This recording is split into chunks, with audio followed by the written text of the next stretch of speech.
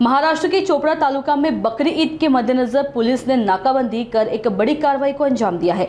Chopra Shirpur road पर गलंगी गांव के pass दो संदिग्ध Eicher गाड़ियों को रोका गया। जो पुलिस ने गाड़ियों की जांच की तो एक एक गाड़ी में 9 ऊंट बरामद हुए, जिनके पैर और मुंह बांधे गए थे और उनकी हालत बेहद चिंताजनक थी।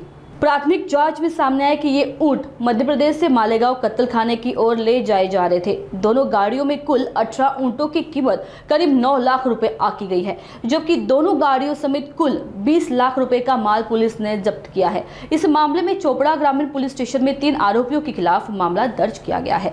उप विभागीय पुलिस अधिकारी अन्ना साहब गोलप ने जानकारी दी कि इस मामले में पशु क्रूरता अधिनियम और अन्य संबंधित धाराओं के तहत कार्रवाई की जा रही है।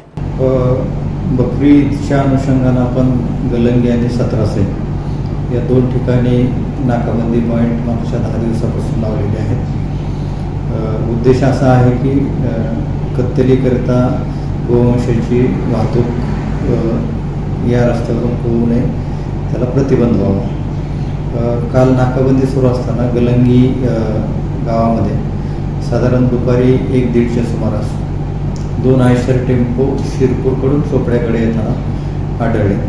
ताडपदरीनं पॅक होते, ते थांबवून त्याची तपासणी केली तर त्याच्यामध्ये प्रत्येकी 9 ऊंट म्हणजे एकूण 18 ऊंट होते। ऊंटाचे पाय बांधलेले होते, तोंड बांधलेलं होतं आणि त्या छोट्याशा आयशरमध्ये असं कोंबून हे केलेलं होतं। निश्चितच हे जे ऊंट आहेत हे कत्तलीसाठी कुठंतरी चालले अशी संशय आला।